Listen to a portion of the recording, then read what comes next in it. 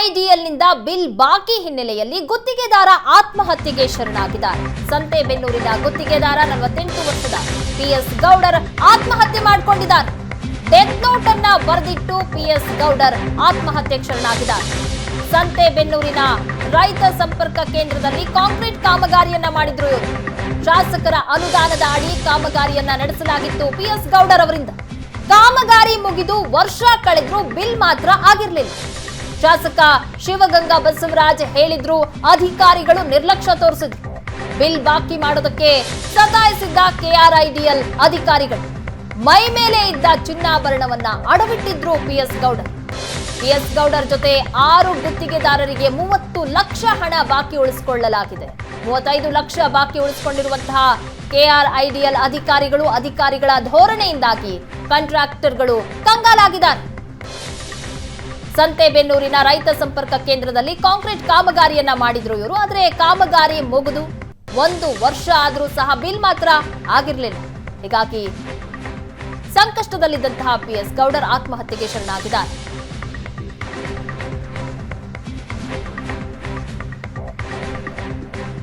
ಸಂತೆಬೆನ್ನೂರಿನ contractor PS ಗೌಡರ ಆತ್ಮಹತ್ಯೆ ಪ್ರಕರಣಕ್ಕೆ ಹೊಸ ಟ್ವಿಸ್ಟ್ ಸಿಕ್ಕಿದೆ. ಅಂದರೆ ಈಗಾಗಲೇ ಸರ್ಕಾರ ಕಾಮಗಾರಿಯ ಬಿಲ್ಲನ್ನು ಬಿಡುಗಡೆ ಮಾಡಿಲ್ಲ ಅನ್ನೋ ಕಾರಣಕ್ಕೆ ಆತ್ಮಹತ್ಯೆ ಮಾಡ್ಕೊಂಡಿದ್ದಾರೆ. ಅಂದರೆ ಈಗ ಅದನ್ನ ಡೆತ್ ನೋಟಲ್ಲಿ ತೋರಿಸ್ಯಾರ ಅವರು. ಅಂದರೆ KRDL ಅಧಿಕಾರಿಗಳು ಬಿಲ್ಲನ್ನು ಮಾಡಿಲ್ಲ, ಸತಾಯಿಸಿರು ಅಂದ್ಕೊಂಡು ಅವ್ರು ಯಾವ ಕಾಮಗಾರಿಯನ್ನು ಮಾಡಿದ್ರು ಅನ್ನೋದನ್ನ ನಿಮ್ಗೆ ಸಂಪೂರ್ಣ ವಿವರವನ್ನು ತೋರಿಸ್ತೀನಿ. ನಾವೀಗ ದಾವಣಗೆರೆ ಸಂತೆಬೆನ್ನೂರು ರೈತ ಸಂಪರ್ಕ ಕೇಂದ್ರದ ಆವರಣದಲ್ಲಿ, ಅಂದರೆ ಇವರು 5 ಲಕ್ಷ ಕಾಮಗಾರಿಯನ್ನು ಮಾಡಿರ್ತಾರೆ. ನಾವು ನೋಡ್ಬೋದು, ಮಾಡಾಳು ವಿರೂಪಾಕ್ಷಪ್ಪ MLA ಮಾಡಾಳು ವಿರೂಪಾಕ್ಷಪ್ಪರ ಅವರ ಅನುದಾನದಲ್ಲಿ ಕಾಮಗಾರಿ, ಅಂದರೆ ರೈತ ಸಂಪರ್ಕ ಕೇಂದ್ರದಲ್ಲಿ ಕಾಂಕ್ರೀಟೀಕರಣವನ್ನು ಕೆಲಸವನ್ನು ಮಾಡಿರ್ತಾರೆ.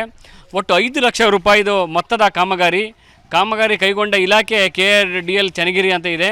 ಅಂದರೆ ಒಟ್ಟು ಸುಮಾರು ಒಂದು 17-18 ಜನಕ್ಕೆ 5 ಲಕ್ಷ ರೂಪಾಯಿ ನನಗೆ MLA ವಿರೂಪಾಕ್ಷಪ್ಪನವರು ಪೀಸ್ ವರ್ಕ್ಗಳನ್ನು ಕೊಟ್ಟಿರ್ತಾರೆ.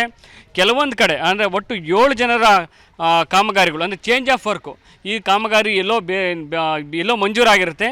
ಆದರೆ ಇಲ್ಲಿ ನೀಡಿದೆ, ರೈತ ಸಂಪರ್ಕ ಕೇಂದ್ರದಲ್ಲಿ ನೀರು ನಿಲ್ಲುತ್ತೆ ಮತ್ತು ಇಲ್ಲೆಲ್ಲ ಕೃಷಿ ಒಂದು ರೀತಿ ಹೊಂಡದ ರೀತಿ ಆಗುತ್ತೆ. ಹಾಗಾಗಿ ಇದು ಆವರಣ ಸರಿಯಾಗಿ ಬನ್ನೋ ಕಾರಣಕ್ಕೆ MLA ಅವರ ಪರ್ಮಿಷನ್ನ ತೊಗೊಂಡು KRDL ಅಧಿಕಾರಿಗಳ ಅನುಮತಿಯಂತೆ ಇಲ್ಲಿ ಅವ್ರಿಗೆ ಸಿಮೆಂಟನ್ನು, ಕಬ್ಬಿಣವನ್ನು KRDL ಅಧಿಕಾರಿಗಳು ಪೂರೈಕೆ ಮಾಡಿರ್ತಾರೆ.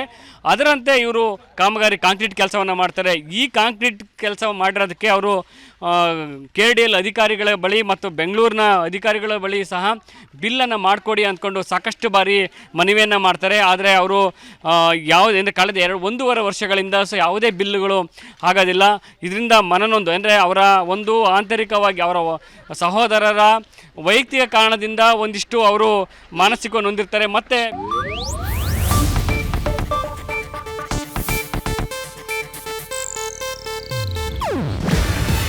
ಇದು ಏಷ್ಯಾನೆಟ್ ನ್ಯೂಸ್ ನೆಟ್ವರ್ಕ್ ಪ್ರಸ್ತುತಿ.